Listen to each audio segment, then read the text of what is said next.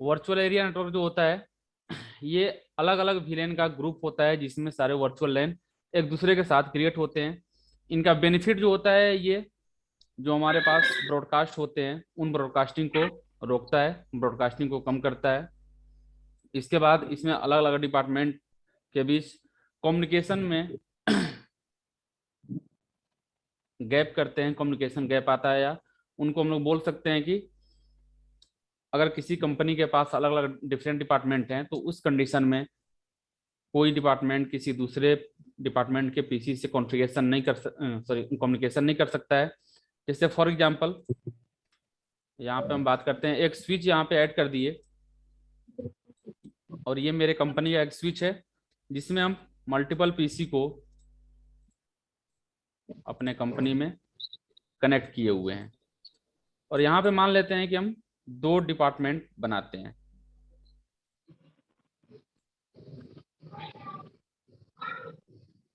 यहाँ पे दो डिपार्टमेंट हम बना दिए और दोनों डिपार्टमेंट जो हैं वो डिफरेंट डिफरेंट डिपार्टमेंट हैं। और इन स्विच को यहाँ पे जो पीसीज हैं उनको स्विच से कनेक्ट कर देते हैं।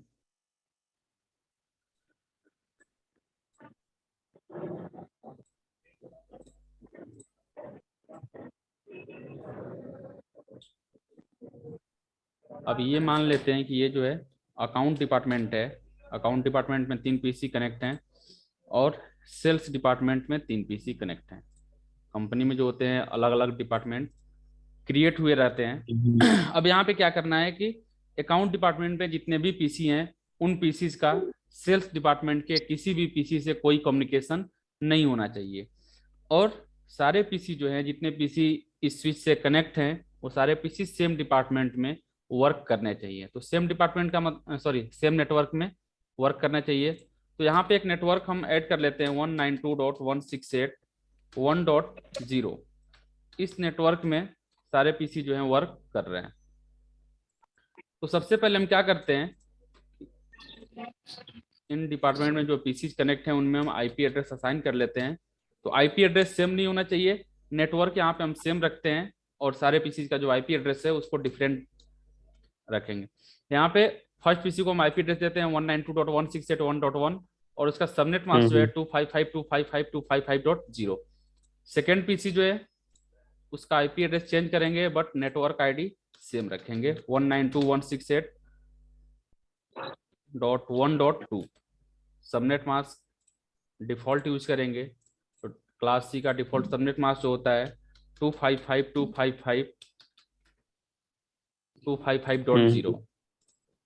और यहाँ पे थर्ड पीसी फोर्थ पीसी में IP address 192.168.1.4 subnet mask assign कर दिए। यहाँ पे आईपी एड्रेस देते हैं 192.168.1.5।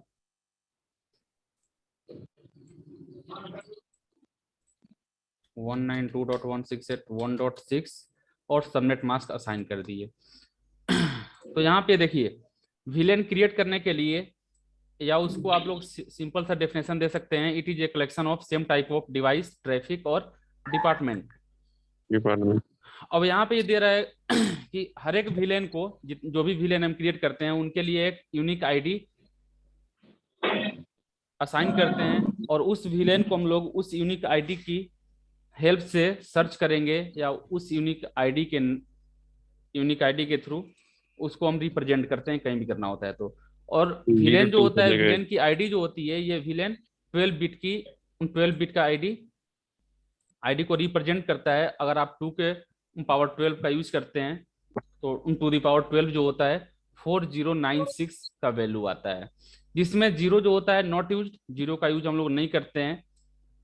तो ये जो है एक्सटेंड लेवल का है।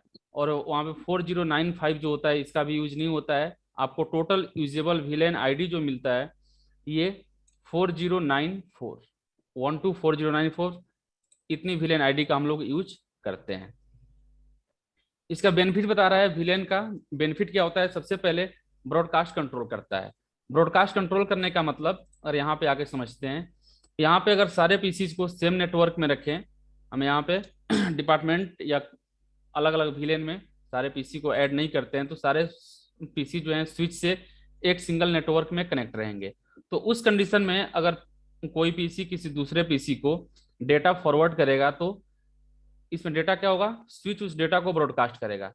तो यहाँ पे ब्रॉडकास्ट डोमेन जो बनेंगे वो मैक्सिमम हो जाएंगे। तो उस कंडीशन में हम लोग इसको अलग अलग डिपार्टमेंट में या अलग अलग विलेन आईडी के थ्रू डिफरेंट डिफरेंट विलेन में अगर पीसी को कनेक्ट कर देते हैं तो उस कंडीशन में ब्रॉडकास्ट को हम कंट्रोल कर सकते हैं, ब्रॉडकास्ट जो है वो कम हो जाएगा।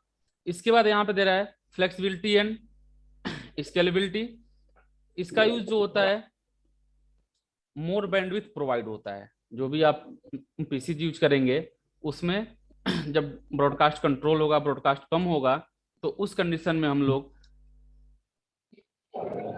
उनकी बैंडविड्थ को एक्सटेंड कर सकते हैं, बैंडविड्थ को इंक्रीज कर सकते हैं। दूसरा फायदा इसमें ये होता है, इसका थर्ड जो ये सिक्योरिटी प्रोवाइड करता है। ये सिक्योरिटी किस टाइप की सिक्योरिटी प्रोवाइड करेगा? अब यहाँ पे सिक्योरिटी जो मिल रही है कि अकाउंट डिपार्टमेंट सेल्स डिपार्टमेंट के किसी भी पीसी से कोई भी कम्युनिकेशन नहीं कर पा रहा है, ये इसकी सिक्योरिटी मिल गई। अब यहाँ पे अगर आपके पास और भी डिपार्टमेंट हैं तो उनमें भी नंबर ऑफ पीसीज आप बढ़ा सकते हैं, नंबर ऑफ पीसीज ऐड कर सकते हैं।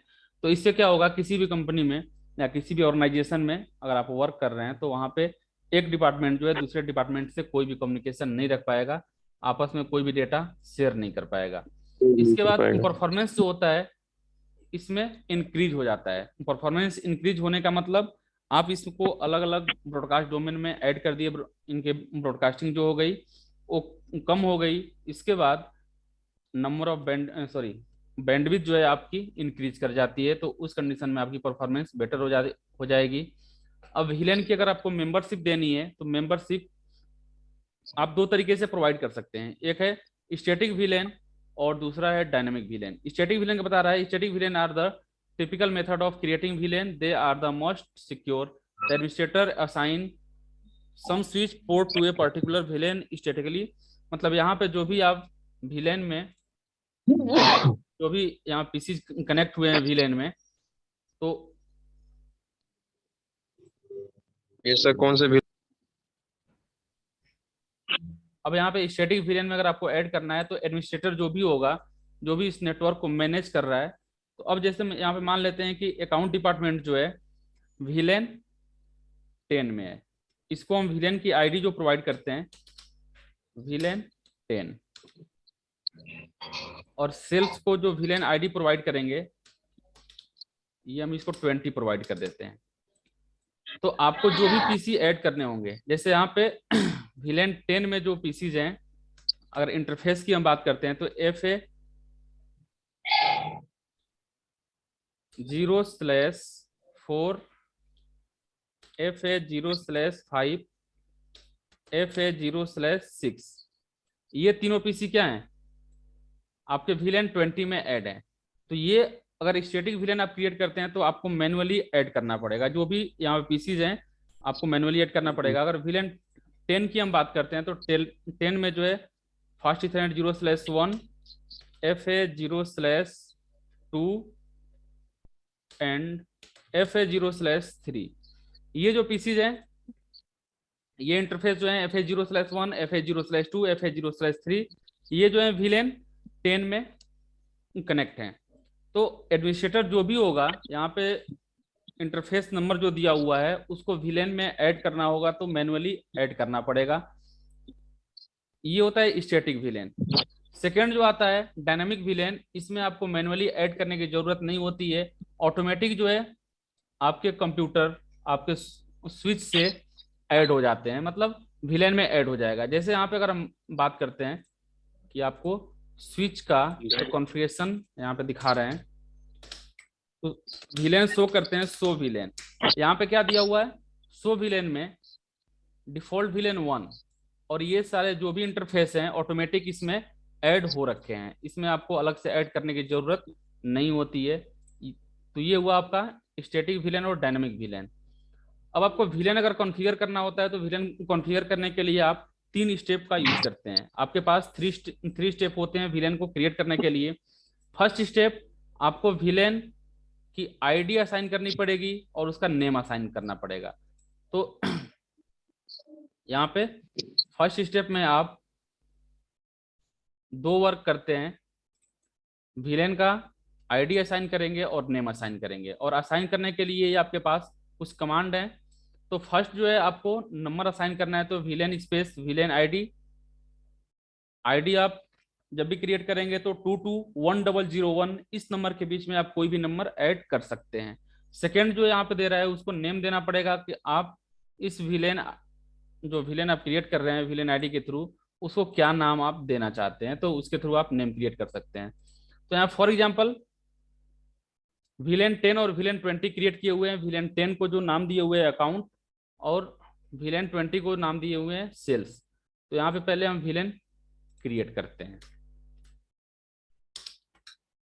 तो ग्लोबल कॉन्फ़िगरेशन मोड पे आ गए और यहाँ पे विलेन स्पेस 10 और 10 को जो नेम दिए हुए हैं अकाउंट। अब आपको अगर चेक करना है तो डू सो विलेन इस कमांड का यूज करके आप चेक कर सकते हैं। अभी देखिए यहाँ पे विलेन 10 जो है अकाउंट के नाम से एक्टिव हो चुका है। आपको दूसरा विलेन क्रिएट करना है, तो दूसरा विलेन क्रिएट करने के लिए villain space 20 and we want to assign the name of villain 20 is self, and also we check villain status for using do space show villain command,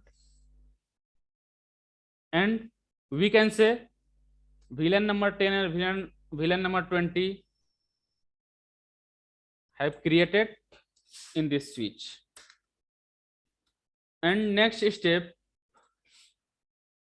we use assign port number to the villain.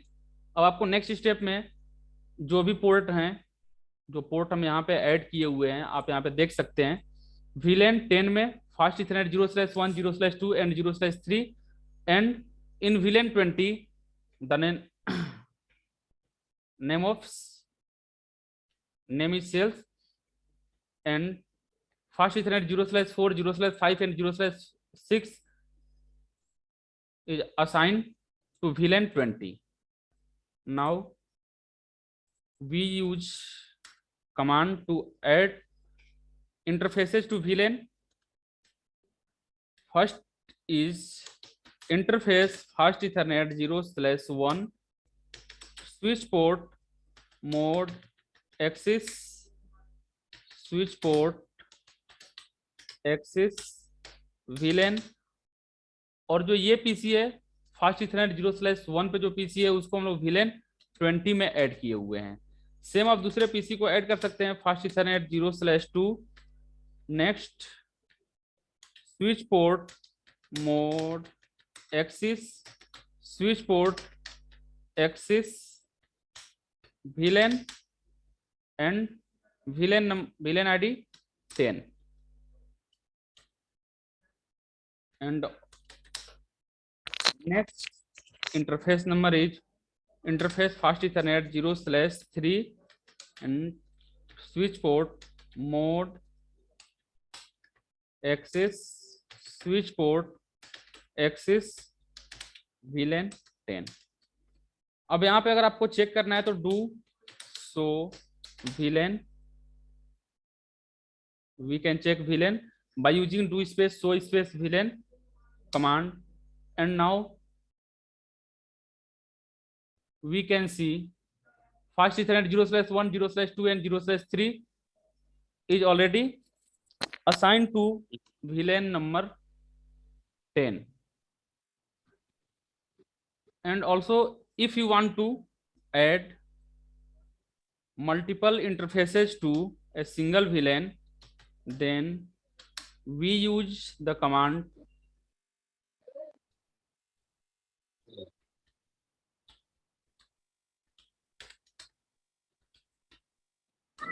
interface space range and first interface number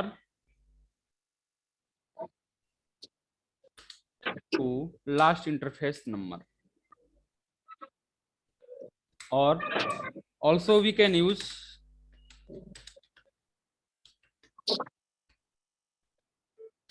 interface range first Ethernet 0/4 first interface number and second interface number and then last interface number.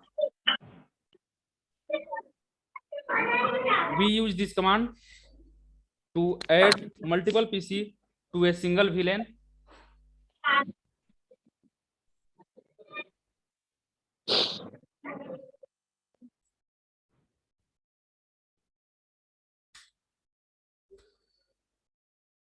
So we connect first Ethernet 0/4, 0/5 and 0/6 in VLAN number 20.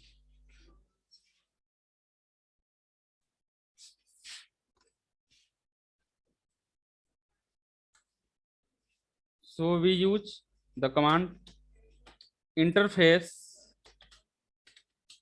range. First interface number is FA0/4 and last is 6. And then switch port mode access, switch port access VLAN and VLAN number 20. And we check the VLAN status. Show VLAN, do show VLAN. And here you can see all PCs are connect to these VLANs, and I have already assigned IP address to PCs, and now we can check by using ping command. Ping space 192.168.1.1. Here you can see PC number 1 is pinging to PC number 1, and also we check PC number 2 is ping to PC number 2, and also we check PC number 1 which is connect to VLAN number 10,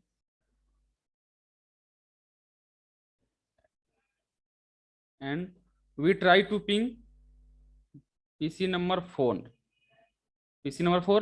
which is connect to VLAN number 20. And now we see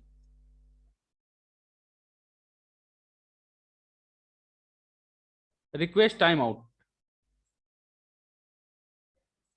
तो इसका मतलब समझ में आ गया, यहाँ पे request time out show कर रहा है, मतलब दूसरे डिपार्टमेंट से कोई भी कम्युनिकेशन नहीं हो रहा है। क्लियर है?